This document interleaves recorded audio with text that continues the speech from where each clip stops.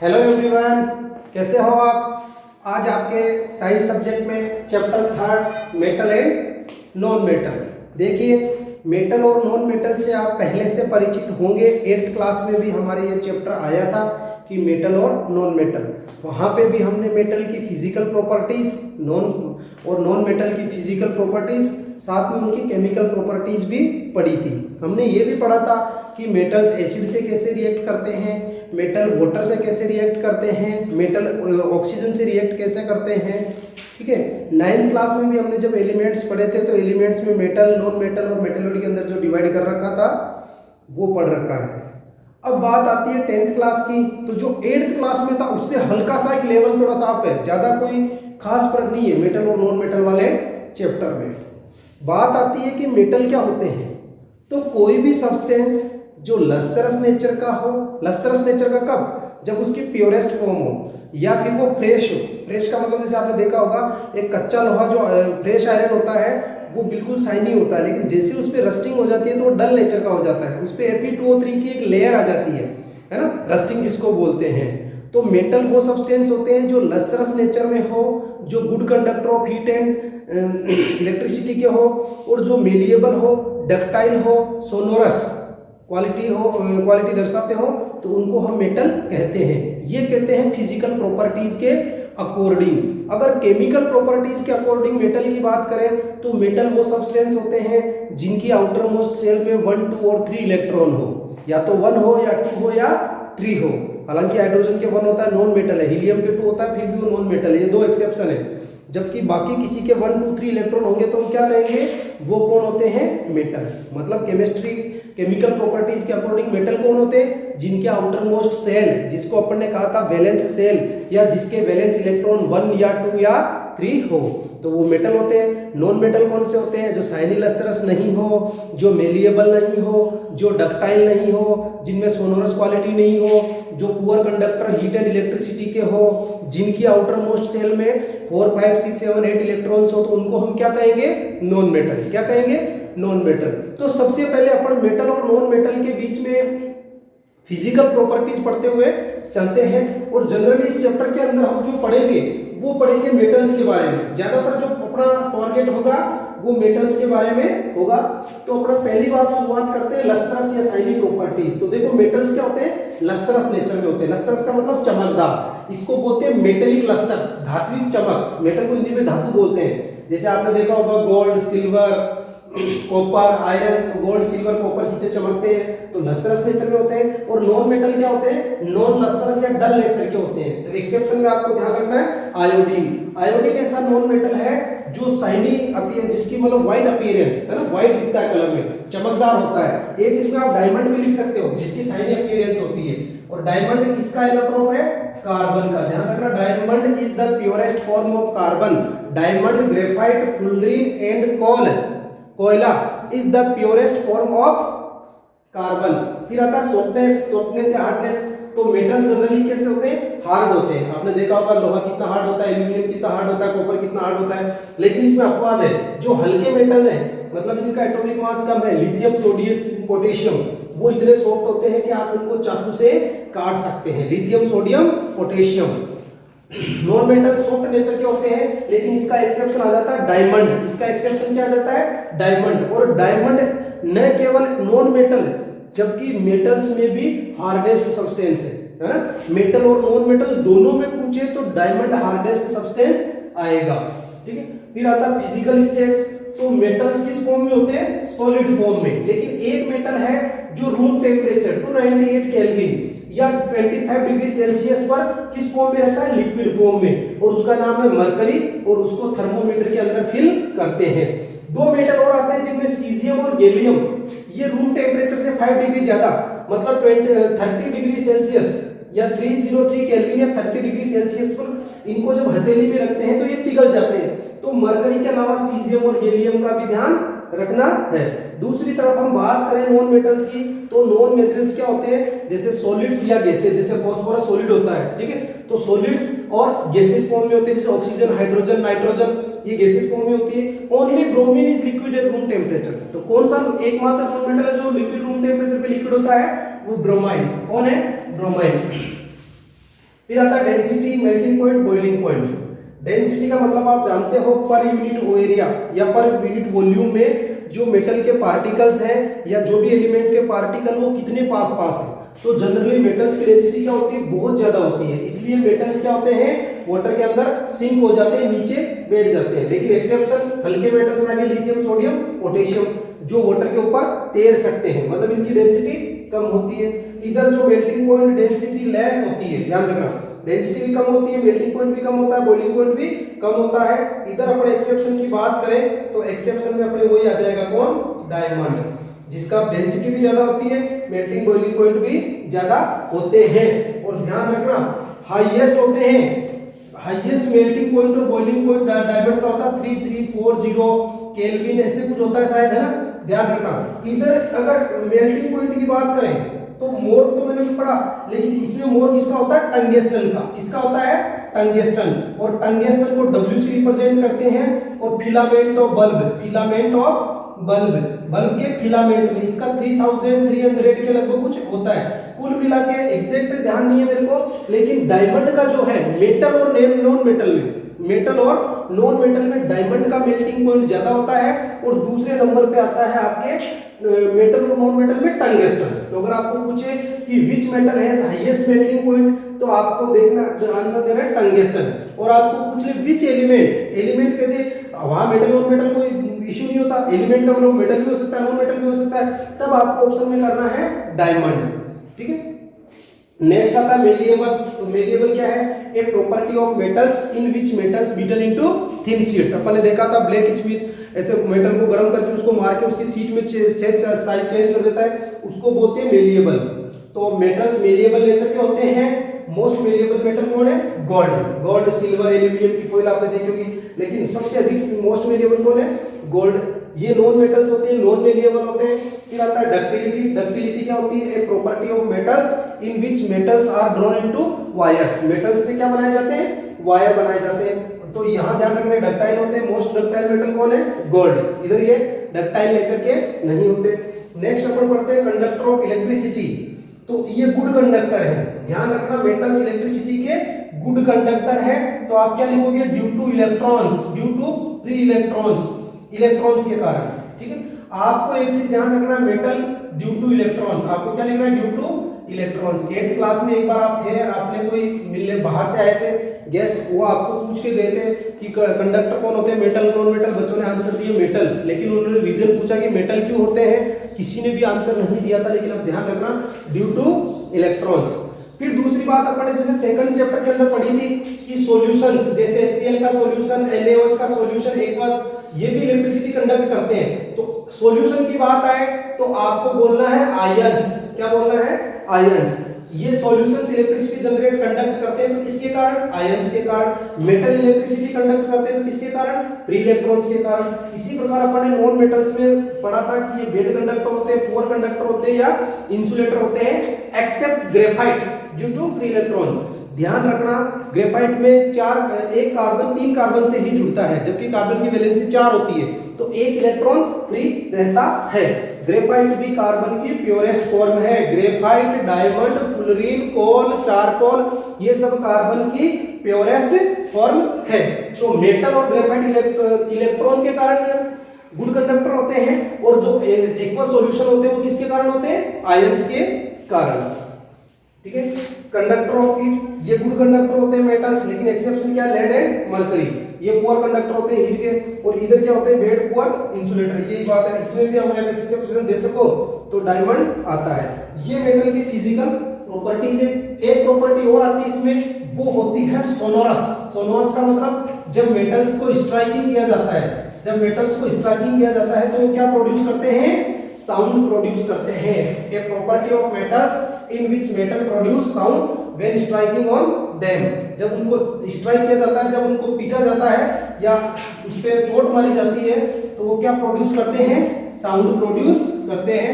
तो मेटल्स कैसे नेचर के होते हैं, आप 9 लिख सकते हो, सोनोरस, और नॉन मेटल्स नॉन सोनोरस। ठीक है, इस क्वालिटी को अपन बोलते हैं सोनोरिटी। ठीक है, जैसे 9 तक लिखूं सोनोरस, तो आप क्या लिखोगे, मेटल्स यस, इस मेटल्स में क्या कर दोगे, यस, और इसमें नो। वापस सुनो सोनोरस क्या होता है। A property of metals in which metals produce sound when striking on them. Metals की वह प्रॉपर्टी जिसमें मेटल्स को चोट मारे जाने पर वो क्या करते हैं, आवाज करते हैं। मेलिएबिलिटी के लिए पूछे, a property of metals in which metals are beaten into thin sheet when beaten on it, उनको थिन शीट्स में हम इसी प्रकार डक्टिलिटी है।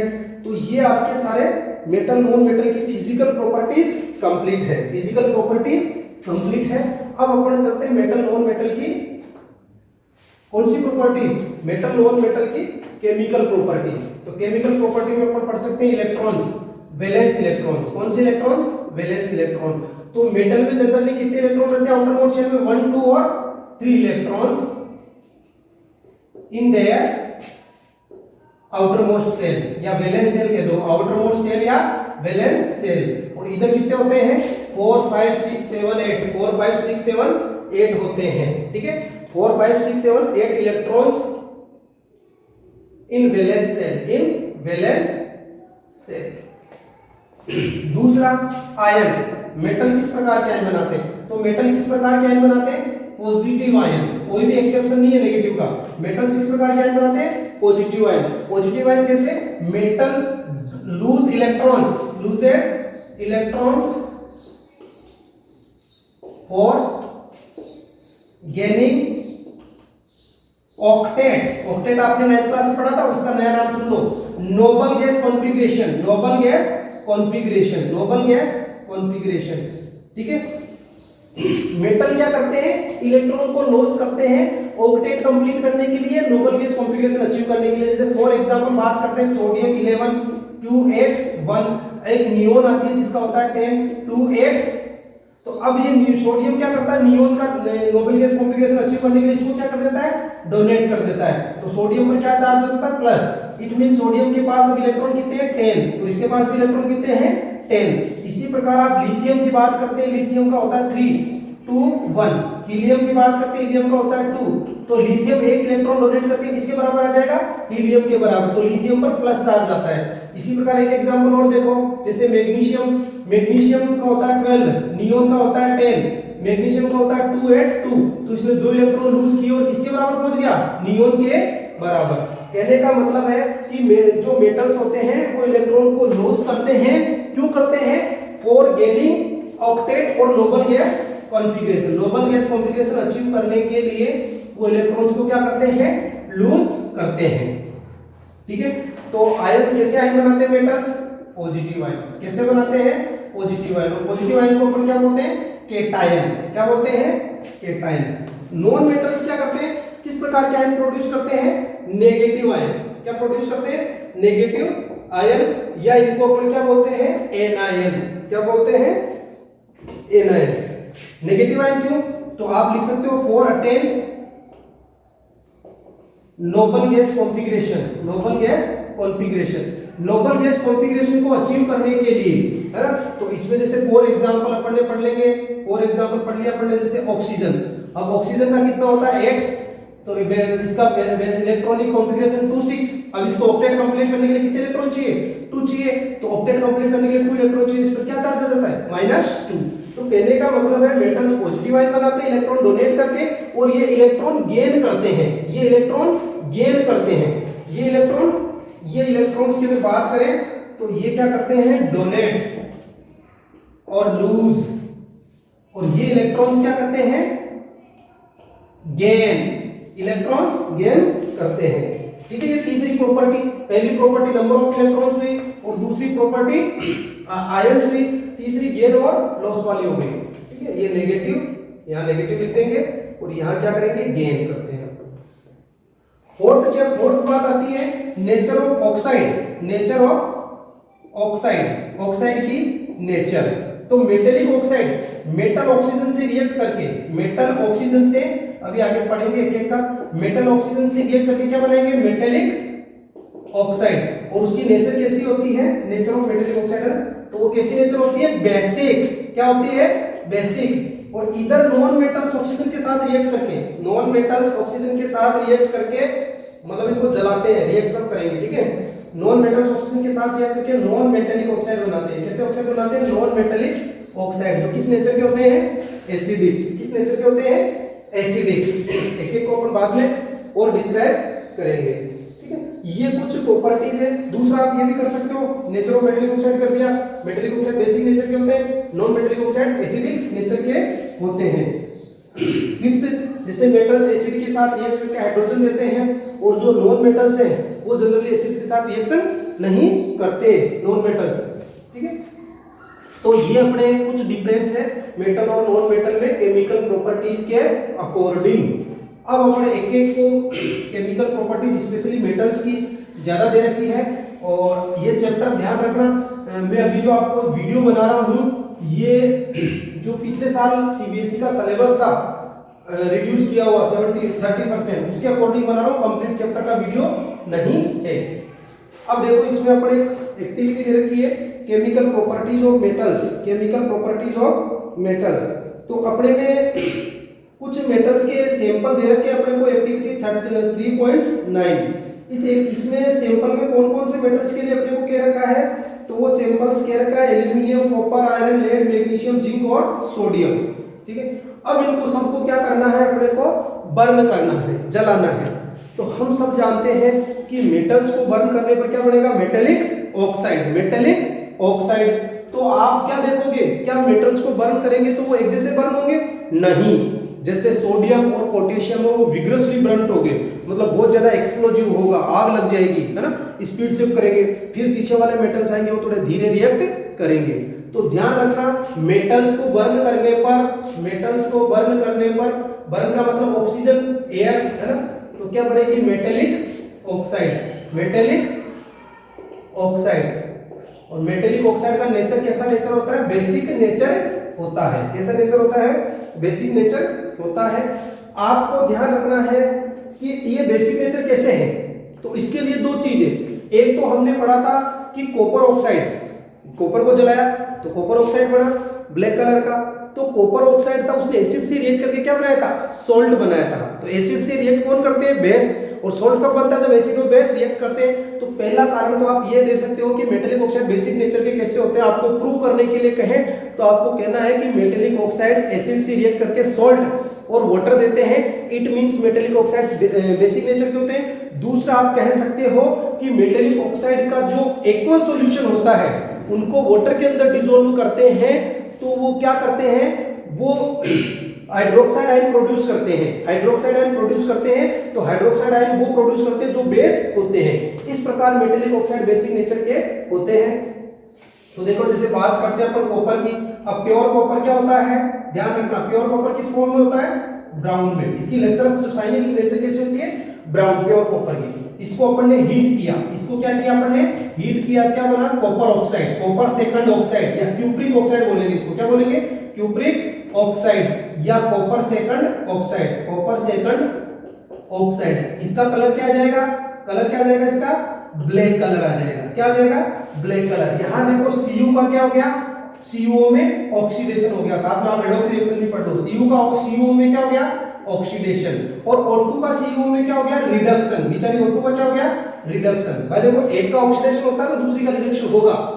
कॉपर के साथ ऑक्सीजन जुड़ गई तो इसका ऑक्सीडेशन हो गया, तो Cu का ऑक्सीडेशन Cu में हो गया, Cu का ऑक्सीडेशन Cu में हो गया, O2 का रिडक्शन CO में हो गया। एक ही सब्सटेंस बनेगा, ठीक है। अब ये ब्लैक कलर का है, इसकी हमने रिएक्शन कराई थी HCl से सेकंड चैप्टर में। तो एक कंपाउंड बना था जिसका नाम था CuCl2, और ये किस कलर का था, ब्लू ग्रीन। किस कलर का था, ब्लू ग्रीन। उसका नाम था कॉपर सेकंड क्लोराइड, कॉपर या क्यूप्रिक क्लोराइड या कॉपर सेकंड क्लोराइड, और साथ में क्या बना था, वाटर। तो ये चीज प्रूव करने के लिए पर्याप्त है कि मेटेलिक ऑक्साइड किस नेचर के होते हैं, बेसिक नेचर के होते हैं। ये कॉपर ऑक्साइड, ये बेस, ये एसिड, और ये क्या बना, सोल्ट। ये बेस, एसिड और सोल्ट। कलर जरूर आप नाम ध्यान रखना। लेकिन सारे मेटेलिक ऑक्साइड बेसिक नेचर के नहीं होते हैं। दो ऐसे मेटल हैं जिनके ऑक्साइड किस नेचर के होते हैं, एम्फोटेरिक नेचर के होते हैं, और वो है आपका एल्यूमिनियम और जिंक। एल्यूमिनियम ऑक्साइड Al2O3 और जिंक ऑक्साइड, ठीक है।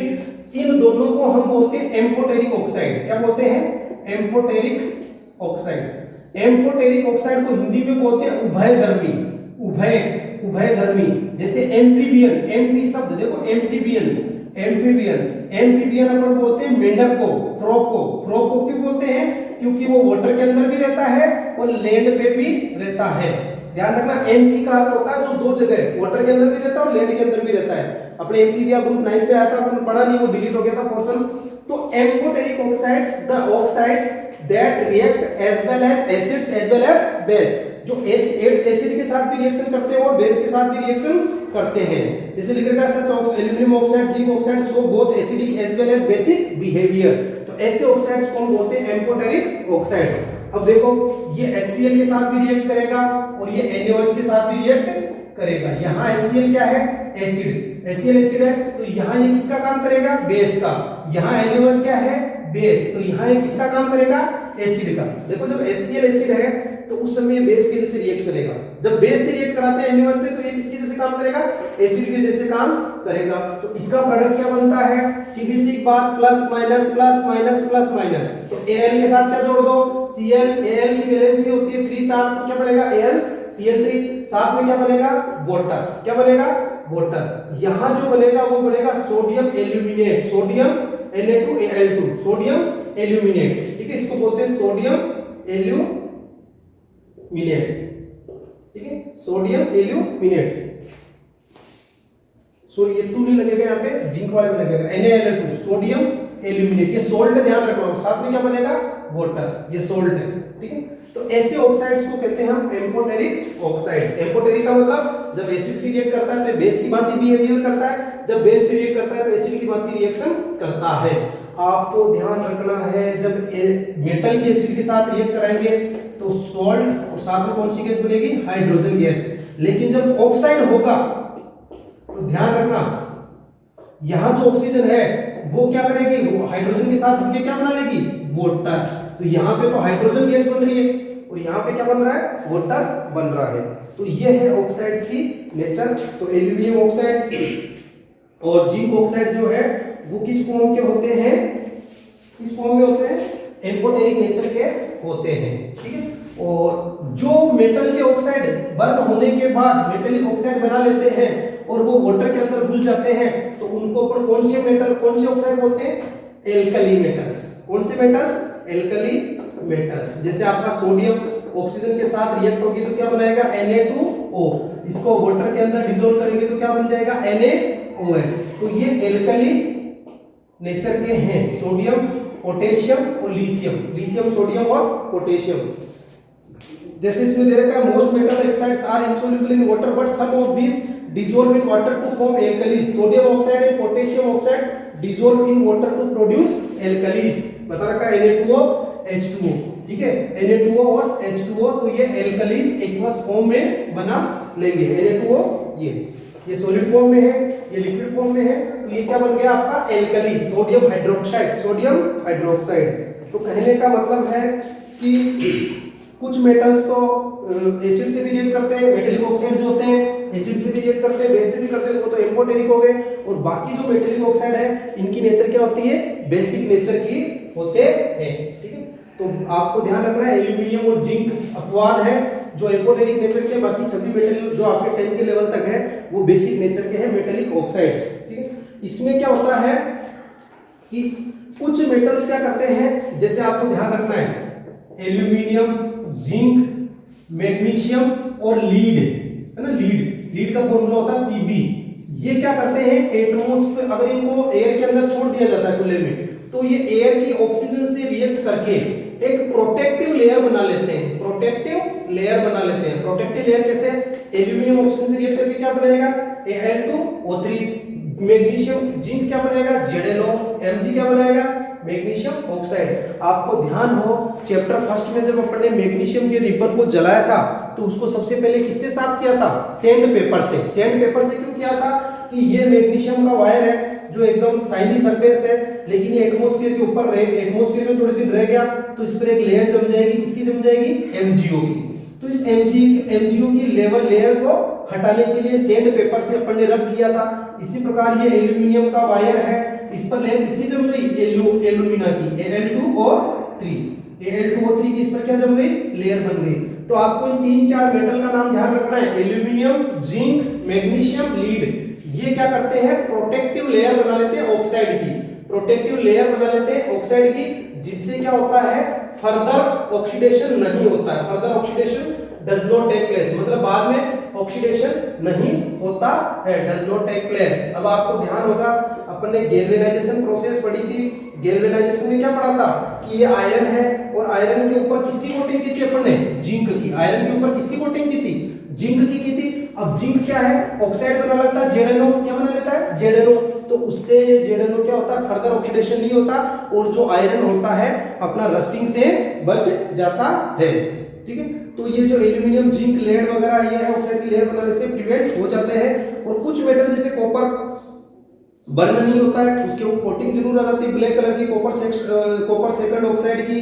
और सिल्वर और गोल्ड ये तो किसी भी हालत में, सिल्वर और गोल्ड किसी भी हालत में ऑक्सीजन से रिएक्ट नहीं करते, इवन हाई टेम्परेचर पर भी, इवन हाई टेम्परेचर पर भी आयरन का जो टुकड़ा होगा वो रिएक्ट नहीं करेगा, लेकिन आयरन की फीलिंग्स, लोहे का बुरादा, आयरन फीलिंग्स, आयरन जो फीलिंग्स है ये क्या करेगी, बर्न हो जाएगी, ये क्या हो जाएगी, बर्न हो जाएगी।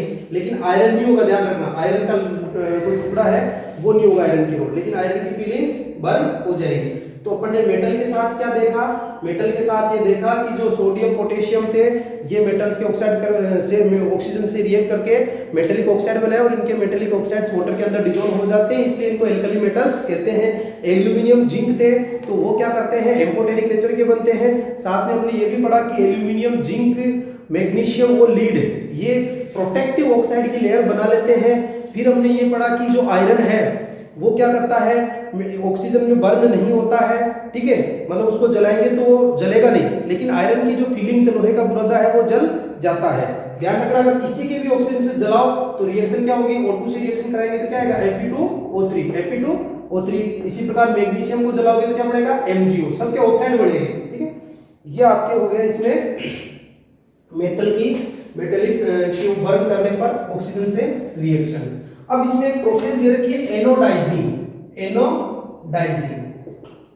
देखो एनोडाइजिंग नाम से पता चल रहा है एनोड, ये एक प्रोसेस है जो एल्यूमिनियम के ऊपर थिक प्रोटेक्टिव लेयर Al2O3 की, एल्यूमिनियम के ऊपर जो थिक प्रोटेक्टिव लेयर किसकी चढ़ती है, Al2O3 की, उससे और चढ़ाने के लिए है ना, तो इसके अंदर क्या रहते हैं, कंटेनर लेते हैं और इस कंटेनर के अंदर डाइल्यूट सल्फ्यूरिक एसिड भरते हैं, डाइल्यूट सल्फ्यूरिक एसिड भरते हैं और इसके अंदर एक फ्रेश एल्यूमिनियम रोड लगाते हैं, फ्रेश एल्यूमिनियम रोड लगाते हैं और उसका क्या बनाते हैं, एनोड बनाते हैं। क्या बनाते हैं, एनोड बनाते हैं और इलेक्ट्रिसिटी पास करते हैं। तो इलेक्ट्रिसिटी पास करने से जो ऑक्सीजन गैस है वो इस एल्यूमिनियम से रिएक्ट करती है, वो एल्यूमिनियम से क्या करती है, रिएक्ट करती है। तो इस एल्यूमिनियम की रोड के चारों तरफ, इस एल्यूमिनियम की रोड के चारों तरफ Al2O3 की इसकी प्रोटेक्टिव लेयर चढ़ती है, Al2O3 की प्रोटेक्टिव लेयर चढ़ती है, प्रोटेक्टिव लेयर चढ़ती है, प्रोटेक्टिव लेयर जो इसको prevent from further oxidation, prevent from further oxidation, further oxidation, बाद में ऑक्सीडेशन से बचाती है, बाद में इसका ऑक्सीडेशन नहीं होने देती। तो उस लेयर का क्या नाम है, Al2O3। ये लेयर कैसे चढ़ी, ये एनोडाइजिंग प्रोसेस के द्वारा चढ़ी। एनोडाइजिंग प्रोसेस में क्या होता है, एक कंटेनर होता है जिसके अंदर डाइल्यूट सल्फ्यूरिक एसिड का सॉल्यूशन लेते हैं और फ्रेश एल्यूमिनियम की रोड डालते हैं, इसको एनोड से कनेक्ट करते हैं और इलेक्ट्रिसिटी पास करते हैं तो ऑक्सीजन गैस पर नेचर, देखो ऑक्सीजन का नेचर क्या होता है, माइनस, तो माइनस वाला किसके पास जाएगा, प्लस वाले के पास। तो इसके पास एल्यूमिनियम के पास प्लस होता है एनोड पे, तो यहां जाएगी तो Al ऑक्सीजन से ये करके Al2O3 बनाएगा, है ना, और इसको अपन बोलते हैं एनोडाइजिंग। देखो इसमें लिख रखा है anodising is a process of thick oxide layer of aluminium, aluminium develop a thin oxide when exposed to air. जब एल्यूमिनियम को ऑक्साइड एयर में रखते हैं तो थिन ही बनती है, लेकिन इससे अपन इसको थिक बनाते हैं। कहने का मतलब है कि जब एल्यूमिनियम को खुले में छोड़ा तो जो Al2O3 बनेगा वो थिन बनेगा, क्या पतला बनेगा, लेकिन इस प्रोसेस में वो कैसा बनेगा, मोटी लेयर बन जाएगी जो उसको फर्दर ऑक्सीडेशन से प्रिवेंट करेगी, ठीक है। अब अगर हम आगे अपन इसमें चलते हैं कि मेटल वाटर के साथ रिएक्ट करके क्या बनाते हैं, मेटल वाटर के साथ रिएक्ट करके क्या बनाते हैं। पहला हमने पढ़ा था कि मेटल जो केमिकल प्रॉपर्टीज पढ़ा था कि एयर में बर्न करते हैं तो क्या बनते हैं, तो एयर में बर्न करते हैं तो मेटेलिक ऑक्साइड बनते हैं और उनकी नेचर बेसिक होती है। केवल एल्यूमिनियम और जिंक के ऑक्साइड की नेचर कैसी होती है, एम्फोटेरिक। अब देखो वाटर के साथ मेटल वाटर के साथ रिएक्ट करके क्या बनाएंगे, पहले बनाएंगे मेटेलिक ऑक्साइड, मेटेलिक ऑक्साइड और साथ में कौन सी गैस देंगे, हाइड्रोजन। लेकिन ये मेटेलिक ऑक्साइड बाद में किसमें चेंज हो जाएगा, मेटेलिक ऑक्साइड बाद में किसमें चेंज हो जाएगा,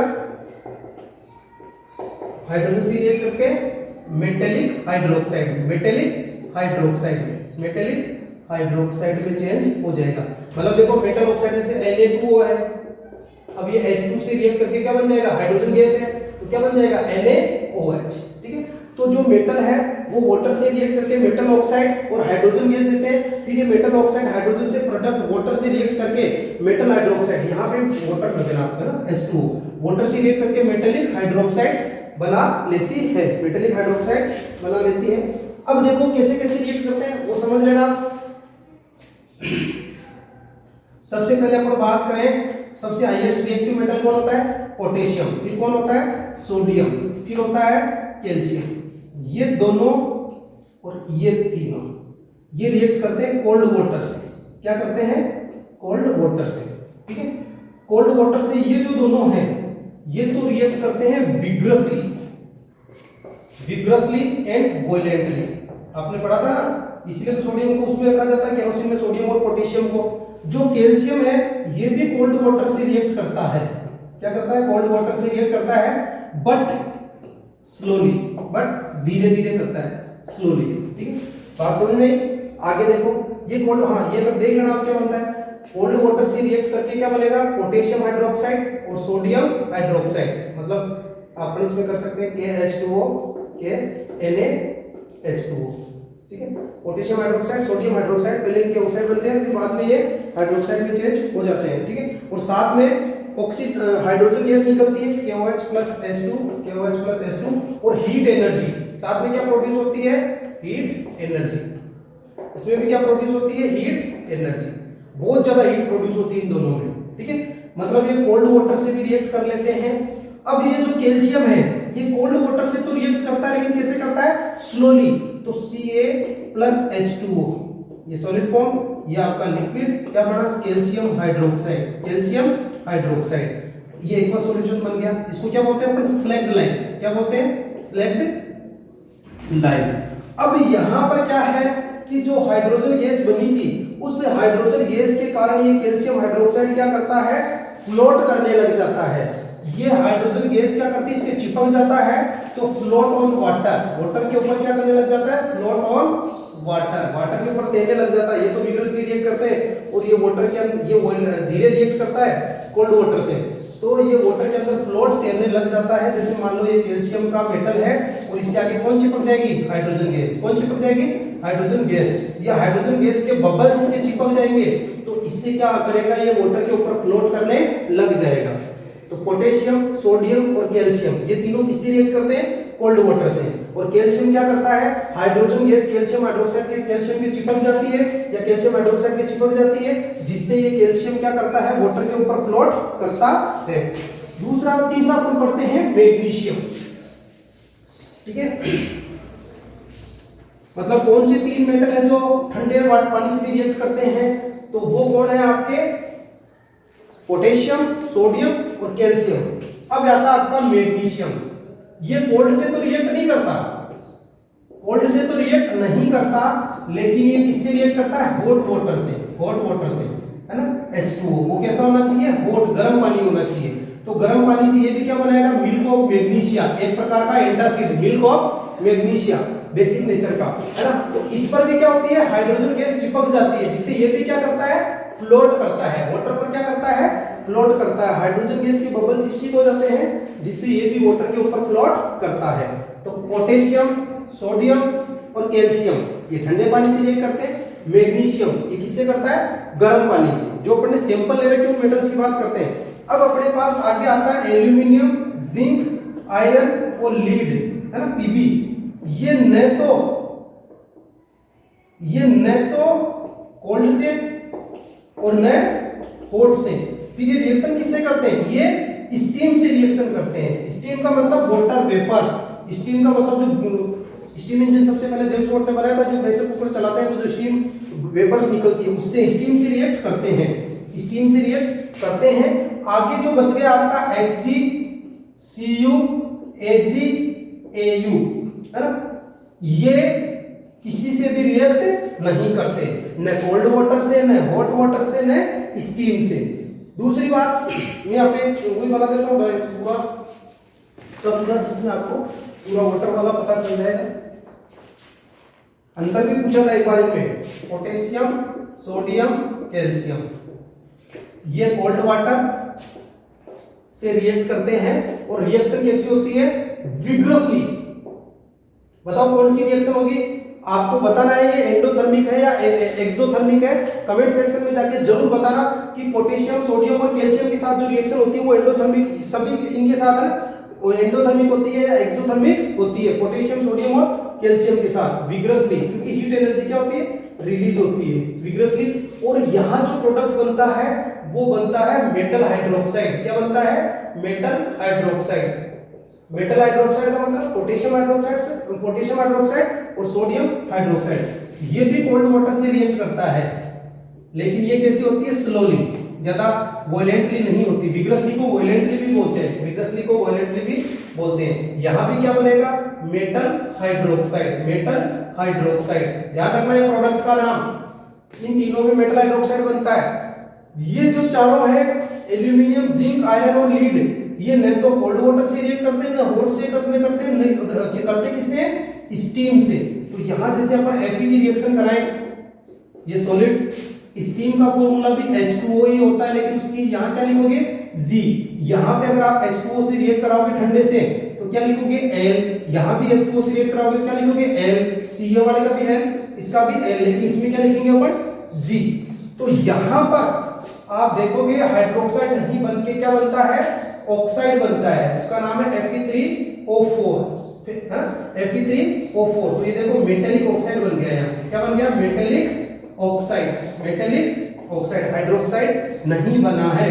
अब इसको बैलेंस करना हो तो आप देखो Fe यहाँ 3 है, तो यहाँ का क्या कर दोगे, 3 कर देंगे, यहाँ क्या कर देंगे, 3 कर देंगे। और साथ में ध्यान रखना मेटेलिक ऑक्साइड बन गया और साथ में कौन सी गैस बनती है, हाइड्रोजन गैस। अब यहाँ देखो, यहाँ ऑक्सीजन 1 है, यहाँ कितनी है, 4 है, तो यहाँ 4 ये कर दो और इस यहाँ पे क्या लगा दो, 4H2, 4H2। इसको मैं यहाँ लिख देता हूँ, ये गैस कर दो, ये सॉलिड कर दो, ठीक है। और ये क्या बना, ऑक्साइड। इनमें क्या बन रहा है, हाइड्रोक्साइड। इनमें क्या बना था, KOH NaOH, और इसमें बना था CaOH का होल ट्वाइस। जबकि इनमें क्या बन रहा है, ऑक्साइड बन रहा है। क्या बन रहा है, ऑक्साइड। इसी प्रकार एल्यूमिनियम की भी करा सकते हैं अपन, H2O गैस, तो क्या बनेगा, ये Al2O3, साथ में क्या निकलेगी, हाइड्रोजन। तो इनमें ऑक्साइड बनता है। अब इसको बैलेंस करना हो तो एल्यूमिनियम के आगे यहाँ 2 लगा दो, ऑक्सीजन 3 है तो यहाँ 3 लगा दिया, ठीक है। अब हाइड्रोजन के यहाँ 3H2 गैस लगा दिया। जबकि बेचारे Hg Cu Ag Eu न तो कोल्ड से, न हॉट से, न स्टीम से रिएक्ट करते हैं।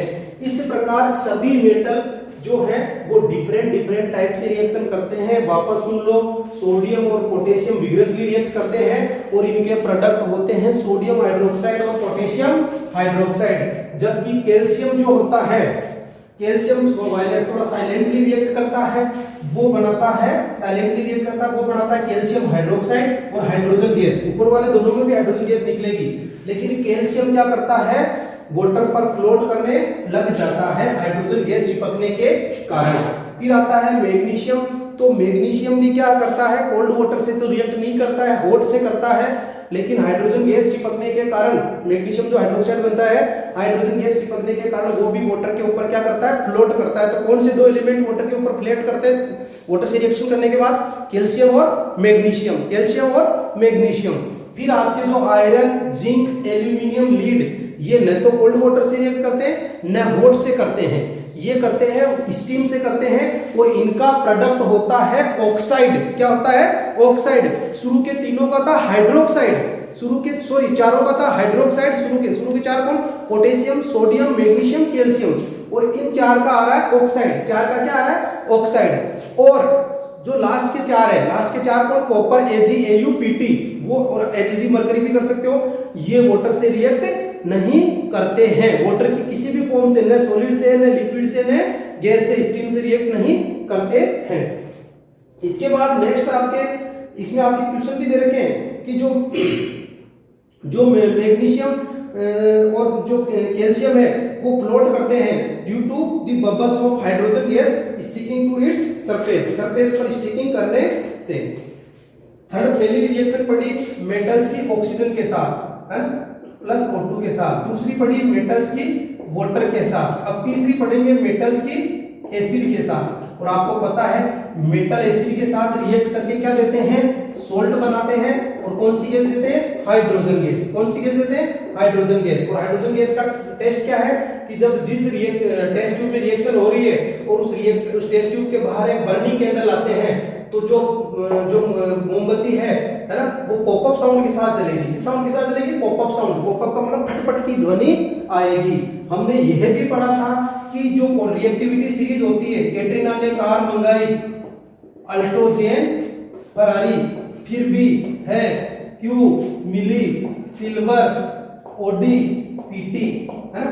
तो इस हाइड्रोजन से पहले वाले ही डाइल्यूट एसिड से रिएक्ट करके, डाइल्यूट HCl से रिएक्ट करके क्या देते हैं, हाइड्रोजन गैस, और बाद वाले नहीं देते हैं। ये हमने सेकंड चैप्टर के अंदर भी पढ़ लिया था।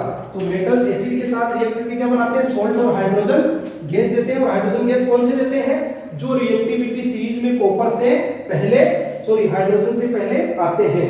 तो आपको ये पूछ ले कि कॉपर प्लस डाइल्यूट HCl, तो आप क्या कहोगे, नो रिएक्शन। क्या कहोगे, नो रिएक्शन।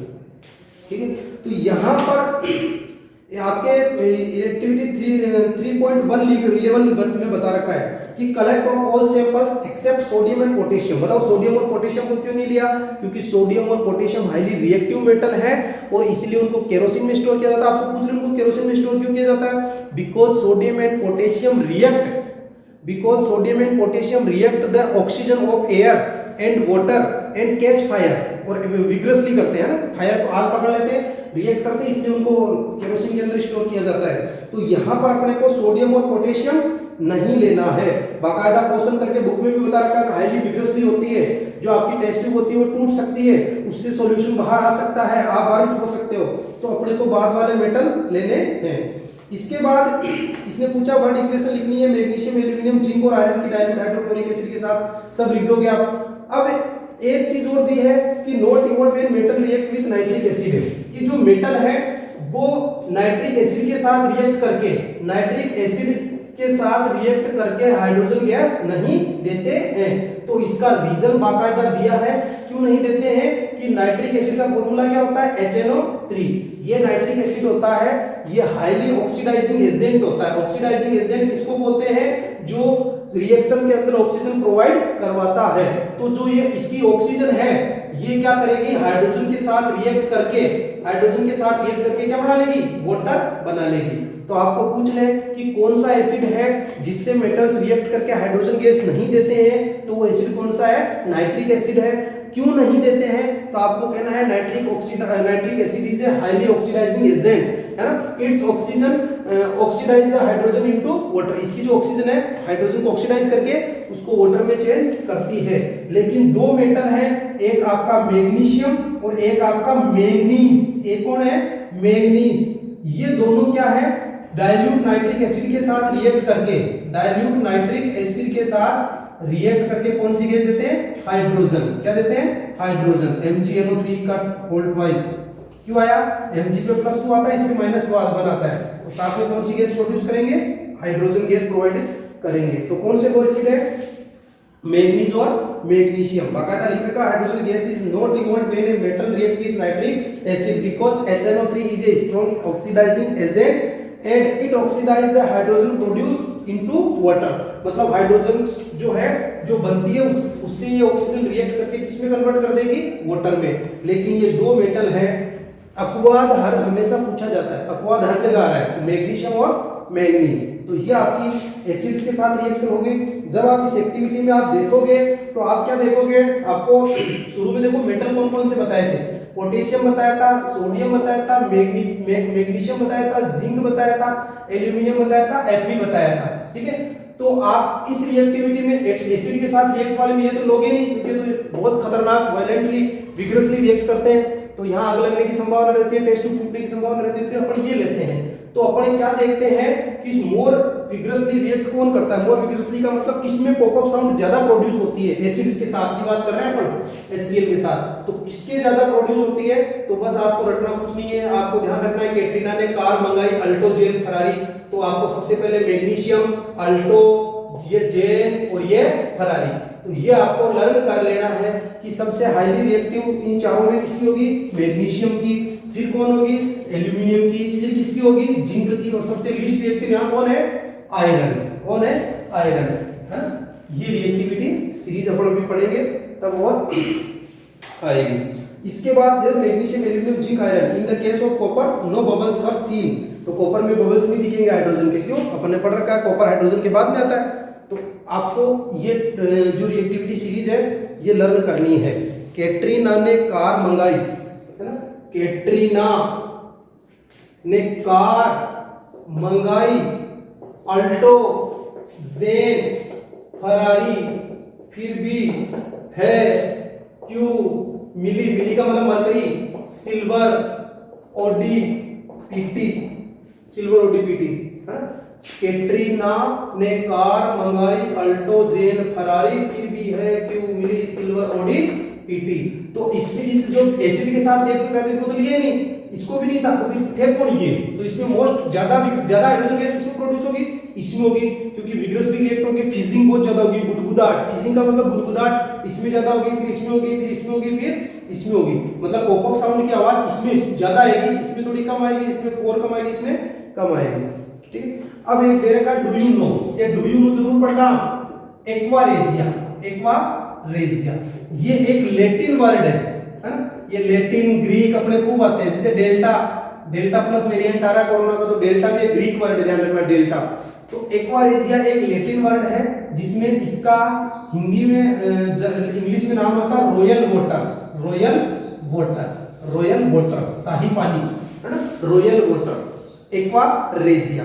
ये क्या होता है, HCl और HNO3, HCl और HNO3 का एक मिक्सचर होता है, जिसमें जो HCl होता है वो होता है 3, है, और HCl भी कौन सा, कंसंट्रेटेड HCl, कौन सा HCl, कंसंट्रेटेड HCl, और एक है कंसंट्रेटेड HNO3, इनका 3:1 मतलब 75% ये होता है, 25% ये होता है, इसको बोलते हैं एक्वारेजिया या royal water, 3 concentrated HCl, concentrated HNO3। आप मेरे को कमेंट सेक्शन में जाके जरूर बताना कि कंसंट्रेटेड HCl और डाइल्यूट HCl इसमें हाइड्रोनियम आयन कंसंट्रेशन की कंसंट्रेशन है वो किसमें ज्यादा होगी, जरूर आप उसमें कमेंट सेक्शन में जाके ये बताना। तो ये रॉयल वाटर है। तो अपन ने पढ़ा कि जो AgAuPt है, ध्यान रखना AgAuPt ये नोबल मेटल्स है, कौन से मेटल है, नोबल, नोबल का मतलब होता है उत्कृष्ट धातु, नोबल मेटल्स है या लीस्ट रिएक्टिव मेटल्स हैं, ये इनको भी गला देता है, इनको भी AgAuPt को भी गला देता है, इनसे भी रिएक्ट कर लेता है। जो गोल्डस्मिथ होता है वो सोने को गलाने के लिए जिसका प्रयोग करता है उसे एक्वारेजिया कहते हैं, जिसमें 3 पार्ट में कंसंट्रेटेड HCl होता है और 1 पार्ट में HNO3 कंसंट्रेटेड नाइट्रिक एसिड होता है। और ये एक प्रकार का कोरोसिव फ्यूमिंग लिक्विड होता है, फ्यूमिंग लिक्विड। इस लिक्विड को जब टेस्ट ट्यूब में देखते हो तो इसमें जैसे एनी टाइम धुएं उठती रहती है, फ्यूम्स निकलती रहती है, क्या निकलती रहती है, फ्यूम्स, धुएं निकलती रहती है, कोरोसिव में बहुत ज्यादा हाईली रिएक्टिव है। अब आता है how do metals react of solution of other metal salts. तो यहाँ पर आपके फर्स्ट चैप्टर की डिस्प्लेसमेंट रिएक्शन आ गई है, फर्स्ट चैप्टर की डिस्प्लेसमेंट रिएक्शंस आ गई है कि मेटल दूसरे मेटल साथ से किस प्रकार रिएक्शन करते हैं और उस रिएक्शन को क्या बोलते हैं, डिस्प्लेसमेंट रिएक्शंस, डिस्प्लेसमेंट रिएक्शन। और डिस्प्लेसमेंट रिएक्शन के लिए वापस वही, कैटरीना ने कार मंगाई अल्टो, जेन, फरारी, फिर भी है क्यों मिली, सिल्वर, ओडी, पीटी। ठीक है, अब इस रिएक्शन में क्या दे रखा है कि जैसे कोई मेटल है और दूसरा मेटल साल्ट है, ये कोई मेटल ए है, ये बी है, इसका साल्ट मान लो जैसे SO4 है, तो क्या करेगा, ये अगर स्ट्रॉन्ग मेटल है तो ASO4 इस बेचारे बी को क्या निकाल देगा, बाहर निकाल देगा। और इस रिएक्शन को हम बोलते हैं डिस्प्लेसमेंट रिएक्शन। इसकी अगर अपन डेफिनेशन दें, ए reaction in which most reactive metal, in which more reactive metal displace the least reactive metal from its salt solution. A reaction in which more reactive metal displace the less reactive metal from its solution, it is called displacement reaction. For example, Fe plus CuSO4, CuSO4, तो क्या बनेगा, देखो Fe का आ रहा है, ऊपर से पहले आ रहा है, तो ये रिएक्शन क्या हो जाएगी, FeSO4 प्लस Cu।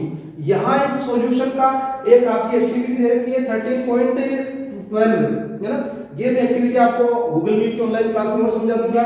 इस एक्टिविटी में क्या करना है, इस एक्टिविटी में करना है, एक आपने सॉल्यूशन लिया कॉपर सल्फेट का, इसका सॉल्यूशन लिया कॉपर सल्फेट सॉल्यूशन, दूसरे में आपने लिया iron sulphate solution, iron sulphate solution.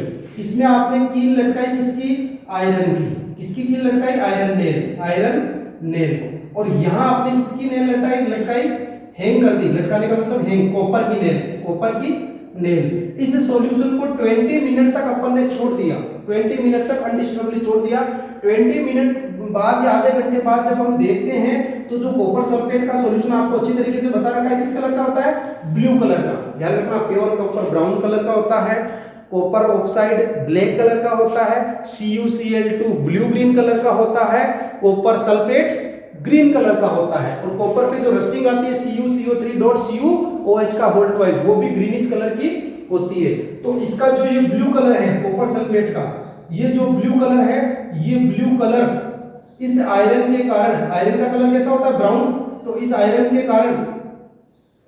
कारण ये रेडिश ब्राउन हो जाता है, कैसा हो जाता है, रेडिश ब्राउन कलर ये हो जाता है, ठीक है। लेकिन इसमें कलर का नो चेंज। ऐसा क्यों, तो ऐसा इसलिए कि आयरन ने क्या किया, कॉपर को कॉपर सल्फेट के सॉल्यूशन से डिस्प्लेस कर दिया। ध्यान रखना, अपने सबसे पहले O2 से रिएक्शन कराई, फिर वाटर से कराई, फिर एसिड से कराई, तब तक अपन कंफर्म नहीं थे कि कौन ज्यादा रिएक्टिव है। लेकिन जब ये एक मेटल की दूसरे मेटल सोल्ट से रिएक्ट कराई, मेटल सोल्ट सॉल्यूशन से रिएक्ट कराई, तब अपने को पता चला एक्चुअल में कि कौन सा मेटल मोर रिएक्टिव है, और उसी से अपन ने क्या बनाई, रिएक्टिविटी सीरीज। इसमें सबसे ऊपर मोर रिएक्टिव को रखते हैं, कैटरीना ने कार मंगाई, अल्टो जेन फरारी, फिर भी है क्यों मिली ऐसे, सिल्वर ओडी। तो ये ध्यान रखना, ये तीनों क्या है, मोर रिएक्टिव है ना, हाईएस्ट रिएक्टिव, ये तीनों है, ये चारों लगभग है मीडियम रिएक्टिव, मीडियम के लगभग है ना, इनकी जो रिएक्टिविटी है मीडियम है। और ये लीस्ट रिएक्टिव, ये लीस्ट रिएक्टिव। और कॉपर AgAu, CaAgAu या AgAu-PT, सिल्वर, गोल्ड और प्लेटिनम, इनको तो अपन नोबल मेटल्स क्या बोलते हैं, नोबल मेटल्स या इनएक्टिव मेटल्स या लीस्ट रिएक्टिव मेटल्स भी कहते हैं। तो आपकी जो ये रिएक्टिविटी सीरीज आई, ये रिएक्टिविटी सीरीज किससे आई, ये रिएक्टिविटी सीरीज आई हमारी मेटल की मेटल सॉल्ट के रिएक्शन के द्वारा, मेटल की मेटल सॉल्ट की रिएक्शन के द्वारा, ठीक है। अब नेक्स्ट इसमें आपके जो आता है वो इसकी क्वेश्चन आंसर है, जो हम गूगल मीट की जो क्लास होगी हमारी उसमें करेंगे। लास्ट इसमें टॉपिक आता है how do metals and non metals react, कि मेटल और नॉन मेटल कैसे रिएक्ट करते हैं। तो आपको जब मेटल और नॉन मेटल के बीच में केमिकल प्रॉपर्टीज बता रहा था, तब आपको मैंने बताया था कि प्रत्येक एलिमेंट चाहे वह मेटल हो या नॉन मेटल हो, वह क्या चाहता है, वह चाहता है कि मेरे आउटर मोस्ट सेल में, मेरे वैलेंस सेल में, मेरी आउटर मोस्ट सेल में ऑक्टेट कंप्लीट हो जाए या मैं नोबल गैस कॉन्फ़िगरेशन अचीव कर लूं। तो नोबल गैस कॉन्फ़िगरेशन अचीव करने के लिए मेटल तो क्या करते हैं, इलेक्ट्रॉन डोनेट करते हैं, और नॉन मेटल क्या करते हैं, इलेक्ट्रॉन गेन करते हैं। जब इलेक्ट्रॉन्स का ट्रांसफर होता है, जब इलेक्ट्रॉन्स का ट्रांसफर होता है, ट्रांसफर किसमें, मेटल टू नॉन मेटल, तो ऐसे जो कंपाउंड बनते हैं, इन कंपाउंड्स को अपन बोलते हैं आयोनिक कंपाउंड्स। क्या बोलते हैं, आयोनिक कंपाउंड्स। क्यों, क्योंकि इसके अंदर क्या बने, आयन। पॉजिटिव आयन मेटल ने बनाया, negative ion anion non metal ने बनाया। तो इनको हम बोलते हैं आयोनिक कंपाउंड्स या इलेक्ट्रोवैलेंट कंपाउंड्स, इलेक्ट्रोवैलेंट कंपाउंड्स। ठीक है, तो इलेक्ट्रोवैलेंट कंपाउंड्स और आयोनिक कंपाउंड्स कब बनते हैं, और इसकी पहचान सबसे सिंपल है, इसमें आगे मेटल मिलेगा और पीछे नॉन मेटल मिलेगा, आगे मेटल मिलेगा पीछे नॉन मेटल मिलेगा। तो इनको बोलते हैं हम इलेक्ट्रोवैलेंट कंपाउंड या आयोनिक कंपाउंड। कुल मिलाकर प्रत्येक एलिमेंट ये चाहता है कि मैं ऑक्टेट कंप्लीट कर लूं। ऑक्टेट का मतलब मेरे आउटर मोस्ट सेल में 8 इलेक्ट्रॉन हो जाए। हीलियम, हाइड्रोजन ये एक्सेप्शन है, ध्यान रखना, एक्सेप्शन हर जगह आएंगे। ठीक है, लिथियम वगैरह सब एक्सेप्शन है। तो प्रत्येक एलिमेंट चाहता है कि मेरे आउटर मोस्ट सेल में 8 इलेक्ट्रॉन हो जाए, या ऑक्टेट कंप्लीट हो जाए, या मैं नोबल गैस कॉन्फ़िगरेशन अचीव कर लूं। ये चारों शब्द एक ही है। या मैं inert gas configuration, inert gas configuration में मतलब लास्ट में कितने आ जाए मेरे, 8 आ जाए। तो इसलिए मेटल्स क्या करते हैं, इलेक्ट्रॉन डोनेट करते हैं, और नॉन मेटल्स क्या करते हैं, इलेक्ट्रॉन गेन करते हैं। तो जो इलेक्ट्रॉन डोनेट करता है उस पर कौन सा चार्ज आता है, पॉजिटिव चार्ज, और जो इलेक्ट्रॉन गेन करता है उस पर कौन सा चार्ज आता है, नेगेटिव चार्ज। तो ये बनाते हैं आयनिक कंपाउंड्स। अब ये कैसे आता है चार्ज, इसको अपन एक दो एग्जांपल के द्वारा देखते हैं।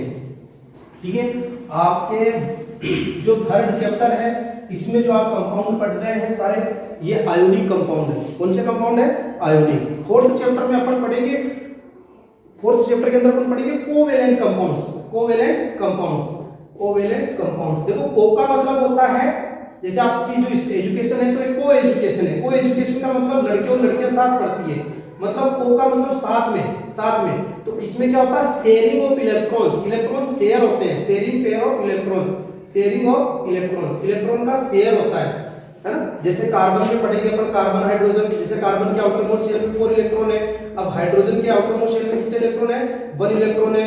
तो इसमें क्या होता है, हाइड्रोजन हीलियम के बराबर हो जाता है। देखो ये हाइड्रोजन में 2 इलेक्ट्रॉन हो गए, और जो कार्बन होता है, यहाँ हाइड्रोजन बना दूं मैं, और जो कार्बन होता है उसके कितने हो गए, 8 इलेक्ट्रॉन। तो ये होते हैं कोवेलेंट कंपाउंड्स। तो कोवेलेंट कंपाउंड्स तो बनते हैं शेयरिंग पेयर ऑफ इलेक्ट्रॉन्स, और आयोनिक कंपाउंड्स बनते हैं लूज और गेन ऑफ इलेक्ट्रॉन्स या ट्रांसफर ऑफ इलेक्ट्रॉन्स। वापस सुनना, एक तो होते हैं आपके आयोनिक कंपाउंड्स और दूसरा होता है कोवेलेंट कंपाउंड्स। ये बनते हैं शेयरिंग ऑफ इलेक्ट्रॉन, इलेक्ट्रॉन को शेयर करने से, और ये बनता है ट्रांसफर ऑफ इलेक्ट्रॉन्स, पूरी तरीके से ट्रांसफर। अब पॉजिटिव वाले का निकल गया और नेगेटिव वाले को मिल गया। ठीक है, तो इसमें हम पढ़ लेते हैं सबसे पहले एग्जांपल NaCl का। ठीक है, NaCl। सबसे पहले बात करें सोडियम की।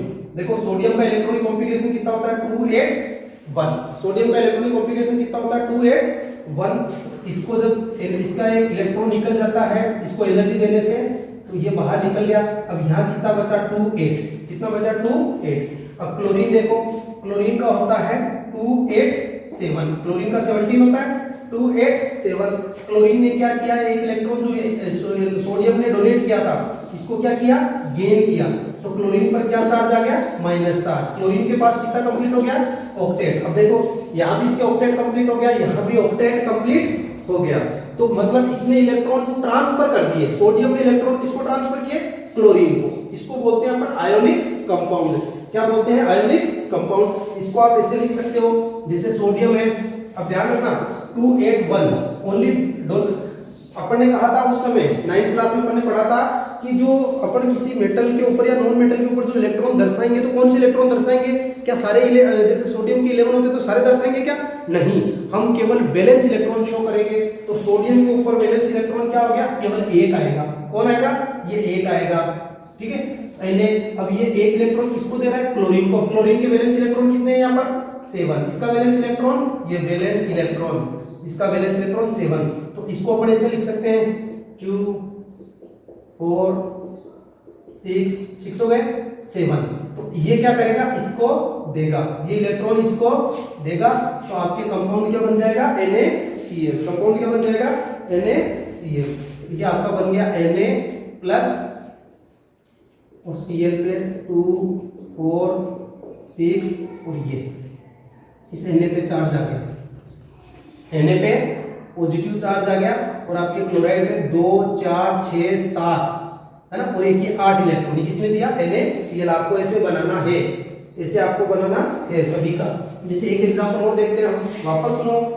सोडियम का इलेक्ट्रॉनिक कॉन्फ़िगरेशन 281, इसने एक इलेक्ट्रॉन डोनेट किया, 28 हो गया, प्लस चार्ज आ गया। ये अपने 9th क्लास में पढ़ चुके हैं प्लस चार्ज क्यों आता है, क्योंकि प्रोटॉन कितने होते हैं इसमें, 11 प्रोटॉन पर क्या चार्ज होता है 11। अब इसमें इलेक्ट्रॉन भी कितने हैं -11, तो नेट चार्ज क्या हुआ 0। अब इसमें प्रोटॉन चेंज थोड़ी होते हैं, प्रोटॉन तो अंदर रहते हैं, चेंज कौन हुआ इलेक्ट्रॉन, तो इलेक्ट्रॉन पर क्या चार्ज आया, एक कम हो गया इलेक्ट्रॉन, 280 नहीं है, तो नेट चार्ज क्या आएगा +1। ठीक है, ऐसे इसमें होता है। दूसरा एग्जांपल देखो आप, अब इसमें केटाइन कौन है Na+ और एनाइन कौन है Cl-। एक एग्जांपल को देख लो, मैग्नीशियम क्लोराइड। मैग्नीशियम का कितना होता है 282। अब नोबल गैस कॉन्फ़िगरेशन अचीव करने के लिए मैग्नीशियम कितने इलेक्ट्रॉन लूज करेगा, 2 इलेक्ट्रॉन लूज करेगा। तो मैग्नीशियम पर चार्ज किया जाएगा +2, 28 है ना, और कितने इलेक्ट्रॉन लूज किए मैग्नीशियम ने, 2 इलेक्ट्रॉन। कितने इलेक्ट्रॉन लूज किए, 2 इलेक्ट्रॉन। अब यहाँ पे क्लोरीन, ठीक है, क्लोरीन का होता है 287। क्लोरीन को कितना इलेक्ट्रॉन चाहिए 1, लेकिन मैग्नीशियम ने कितने इलेक्ट्रॉन डोनेट कर दिए 2। अब क्या एक क्लोरीन इसको ले पाएगा क्या, नहीं। तो फिर क्या होगा कि जैसे अपन यहाँ ये एक इलेक्ट्रॉन इस क्लोरीन ने लिया, तो ये क्या हो जाएगा क्लोरीन -288। तो होता क्या है कि ये तुम एक इलेक्ट्रॉन लेगा, ये 2 देगा, तो इसको फिर अपन ऐसे शो करेंगे, मैग्नीशियम का प्लस प्लस ऐसे शो कर सकते हैं 2 इलेक्ट्रॉन, है ना। और इसको क्लोरीन है, 2 क्लोरीन है, ठीक है, तो इनको अपने से शो करते हैं 2 4, ये 6 और ये 7। इसका भी 2 4 6 7। तो एक इलेक्ट्रॉन तो इसको यहाँ ट्रांसफर करेगा, एक इलेक्ट्रॉन इसको यहाँ ट्रांसफर करेगा, फिर इसको अपन कर देंगे Mg2+ और Cl के ऊपर यहाँ लगा नीचे लगा देंगे 2, और यहाँ 4 हो गए, 5 6 7 इस MgCl। ये आपके बुक में भी बना रखा है, और इस पर Cl पे माइनस चार्ज आ जाएगा। ऐसे आप ये बुक में से बना सकते हैं। बुक में कैल्शियम क्लोराइड का आपको पीछे एग्जांपल में भी दे रखा है, जो आप बना सकते हैं। ठीक है, जैसे दोनों में इसमें बुक में ऐसे बता रखा है, एक को इधर से बता रखा है, इसको इससे बता रखा है। कहने का मतलब ये होते हैं आपके आयोनिक कंपाउंड्स, जिसमें ट्रांसफर ऑफ इलेक्ट्रॉन्स। अब अपन पढ़ते हैं properties of ionic compounds, ionic compounds की प्रॉपर्टीज। इसके क्वेश्चन आंसर अपन गूगल मीट की क्लास में करेंगे।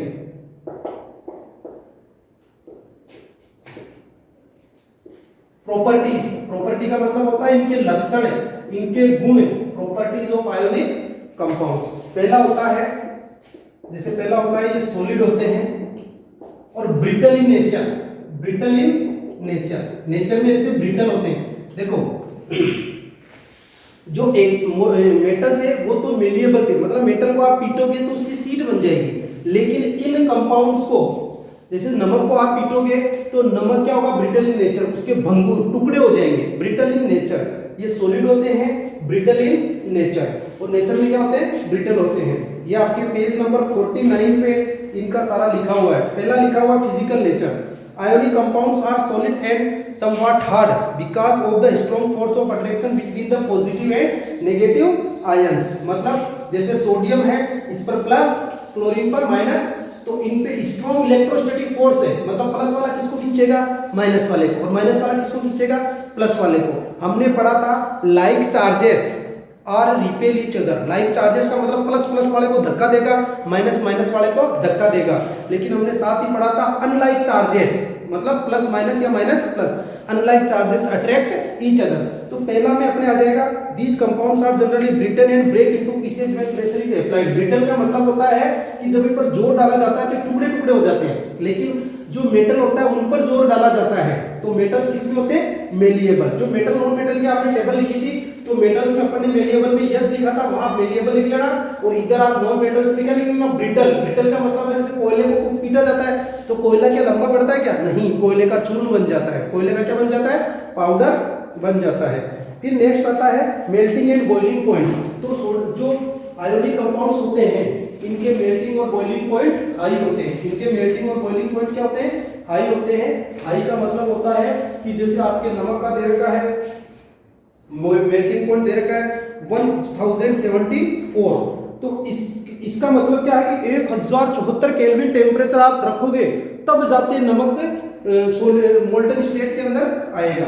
तो इसका कारण तो ये भी दे रखा, this is because a considerable amount of energy is required, बहुत ज्यादा एनर्जी चाहिए, is required to break the strong interionic forces, interionic plus minus के कारण ये मजबूत एक दूसरे को पकड़े हुए रखते हैं, जिससे बहुत ज्यादा एनर्जी की आवश्यकता होती है। थर्ड आता है सोल्यूबिलिटी, तो ये ध्यान रखना आयोनिक कंपाउंड सारे इसके अंदर सोल्यूबल है, वाटर सोल्यूबल, इसके अंदर सोल्यूबल है, वाटर सोल्यूबल, मतलब NaCl हो, KCl हो, ये सारे किसके अंदर सोल्यूबल है, वाटर के अंदर। ध्यान रखना दो प्रकार के सॉल्वेंट होते हैं, पोलर सॉल्वेंट, एक नॉन पोलर सॉल्वेंट। दूसरे सॉल्वेंट जैसे केरोसिन, अल्कोहल, बेंजीन, पेट्रोल, ठीक है, बेंजीन, पेट्रोल, इनके अंदर ये आयोनिक कंपाउंड नहीं घुलते हैं, जबकि ये किसके अंदर घुलते हैं, वाटर सोल्यूबल। क्यों घुलते हैं कि वाटर के अंदर जाते ही ये क्या प्रोड्यूस करते हैं, आयंस। क्या प्रोड्यूस करते हैं, आयंस। तो electrovalent compound are generally soluble in water and insoluble in solvent such as kerosene, petrol. Kerosene, petrol के अंदर सोल्यूबल नहीं होते हैं। लास्ट आता है कंडक्शन ऑफ इलेक्ट्रिसिटी। ये आपको अच्छी तरीके से बता रखा है कि ये सॉलिड फॉर्म में, जैसे नमक है, पाउडर फॉर्म में इलेक्ट्रिसिटी को कंडक्ट नहीं करेगा। वो इलेक्ट्रिसिटी को कंडक्ट कब करेगा, जब वो लिक्विड फॉर्म में होगा, या तो लिक्विड फॉर्म में मतलब एक्वस फॉर्म में, उसका वाटर में सॉल्यूशन होगा तो वो Na+ और Cl- देगा, या फिर मोल्टन स्टेट। कौन सी स्टेट, मोल्टन। मोल्टन का मतलब पिघली हुई, और नमक को पिघलाने के लिए कितना चाहिए टेम्परेचर, 1074 केल्विन टेम्परेचर चाहिए। तो ध्यान रखना कि जो आयोनिक कंपाउंड्स होते हैं वो सॉलिड फॉर्म में इलेक्ट्रिसिटी को कंडक्ट नहीं करते हैं, वो या तो एक्वस सॉल्यूशन में जब उनको वाटर के अंदर सोल्यूबल किया गया है तब देंगे, या मोल्टन पिघली हुई अवस्था में देंगे। जैसे इसमें दे रखा है the conduction of electricity through a solution involve the movement of charge particle. Charge particle का मतलब Na+ और Cl- मूवमेंट करेंगे, है ना। Which opposite electrode when electricity is pass through the solution. Opposite electrode, opposite जैसे मान लो अपन ने NaCl को तोड़ा, है ना, वाटर के अंदर एक सॉल्यूशन बनाया, ये पॉजिटिव मान लो, ये नेगेटिव मान लो, ये पॉजिटिव इलेक्ट्रोड, ये बैटरी के नेगेटिव से जुड़ा गया। नेगेटिव वाले को बोलते हैं कैथोड। क्या बोलते हैं, कैथोड। पॉजिटिव वाले को क्या बोलते हैं, एनोड। अब देखो क्लोराइड किधर जाएगा, इधर की तरफ, सोडियम किधर की तरफ जाएगा, इधर, तो अपोजिट इलेक्ट्रोड की तरफ जाते हैं, क्योंकि हमने पढ़ा कि unlike charges are attract each other, है ना। Ionic compounds in the solid state do not conduct electricity. ये ध्यान रखना, सॉलिड स्टेट में इलेक्ट्रिसिटी कंडक्ट नहीं करते हैं, because movement of ions in solid state is not possible due to their rigid structure.